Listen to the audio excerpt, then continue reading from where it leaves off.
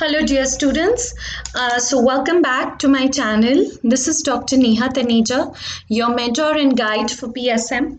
So like you have seen, I've been giving you this new pattern based conceptual PSM MCQs for practice. So today is the third episode. We'll be looking at some of the MCQs, but before that I'm also an educator on Unacademy. So if you want to follow my lectures on Unacademy, you can just click on the profile. I will give you the link in the description box. Also, you can also join my Telegram channel, my Instagram group, or my Facebook also for any PSM related queries and questions. All right, so let us first begin. The first question for the day is: an epidemiologist is assigned to conduct a study on 5,000 people who are having hyperlipidemia and those having normal lipid profile. He has to keep track of all the participants to observe the development of stroke in these patients to confirm that hyperlipidemia increases the risk of stroke. So what type of study is it? Is it a retrospective cohort study? Is it just a retrospective study? Is it a prospective study? Is it a cross-sectional study? Or is it a case series studies? Now see, here आपने क्या करना है? You have to conduct a study on 5,000 people who have hyperlipidemia and those having normal. So you have a cohort of 5,000 people. In this, there is one group which has hyperlipidemia. Agreed, everybody? This group has hyperlipidemia, and this group right over here has a normal lipid profile. All right. Now, what happens? We have to keep a track of all the participants. That means you're following them, all the participants, to observe the development of stroke in the patients to confirm that hyperlipidemia increases the risk. So keeping a track means you've started following them up to see how many in the hyperlipidemia group and how many in the normal lipid profile group go on to develop a disease and how many do not. So it becomes a forward looking study, right? You have to you already have a cohort, all right, which you've divided into exposed and non-exposed, having high hyperlipidemia, having a normal lipid profile, then keeping track, that means following them up to observe the development of stroke. So this becomes a prospective study, prospective cohort. It's not a retrospective study because you're keeping a track.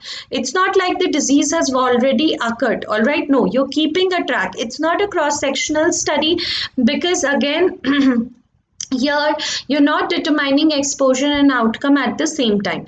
It's not a case series because case series is a descriptive study design, all right, where you simply describe. Here you're following them up. Okay, so just for your revision, this is the design of a prospective cohort. You start at a particular year.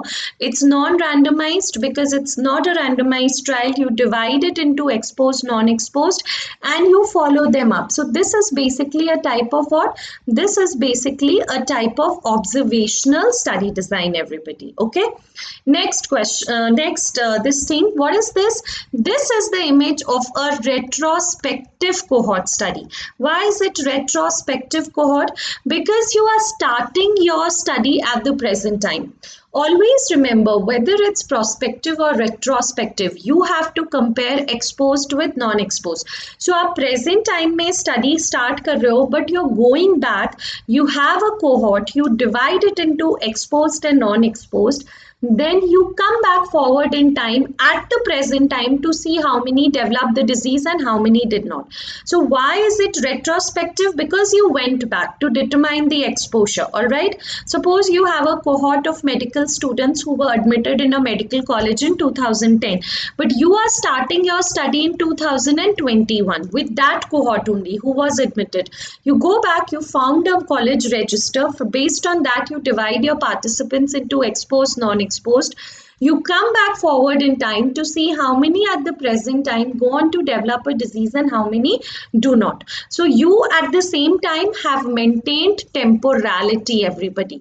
That means cause precedes effect. But in a retrospective cohort, you also save time, you saved money, you prevented attrition bias, which is lost to follow up, and you determine the outcome the time the study begins. Okay, so this is a retrospective cohort study.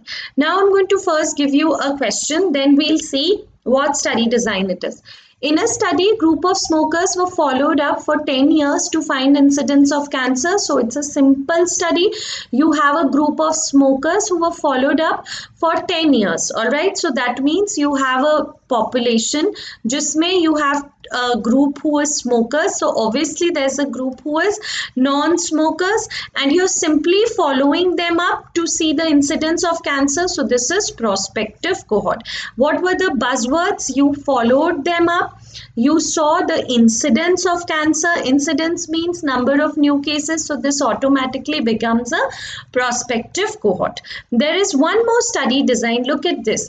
This is a mixed cohort. Mixed cohort मतलब क्या होता है? It's a ambispective cohort where retrospective and prospective part is mixed. So you start your study say in 2021 with a cohort of medical students who were admitted in 2010. You go back, you determine them into say took some cigarettes, did not take, follow them up to the present time to see how many developed cancer, how many skin rash, how many do not.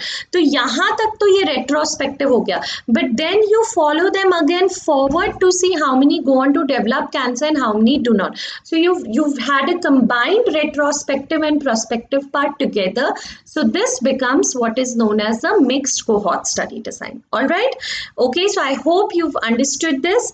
Now let us see this. A new drug was introduced in some of the patients to assess its usefulness compared with the old.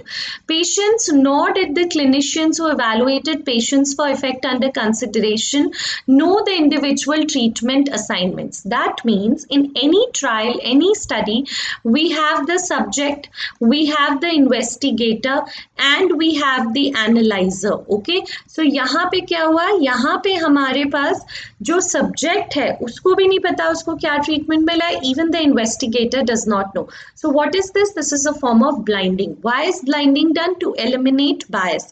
So here who are blind? Neither the patient nor the subject knows, nor the investigator. So it's a form of double blinding. Analyzer is usually now the investigators only. We don't have them as separate distinct. Therefore, the most common form of blinding, guys, is which one? The most common form of blinding, everybody, is most common form of blinding. If you talk about this, is double blinding. Okay, but if you talk about the best form of blinding, guys, the best form of blinding, everybody, is which one? It is the triple blinding, everybody. Okay, but since usually the analyzer is only the investigator, so we have the most, we usually adopt the double blinding, guys. Okay, so I hope you understood these small conceptual based questions. Also, just a little reminder, I come live on Unacademy at 10 a.m. every morning to take image based sessions for PSM. So you can definitely join in these free sessions that I'm taking. Tomorrow we'll be discussing the images on nutrition. Again, I'll be going live at 12 p.m. for some spotters in PSM, and at 3:30 p.m. I'll be providing you the checklist for this last 1 month for NEETPG, and also some of the super 15 MCQs we'll be discussing. Thank you so much for watching. If you have any doubt, any question, any query, please put in the question section. Thank you so much.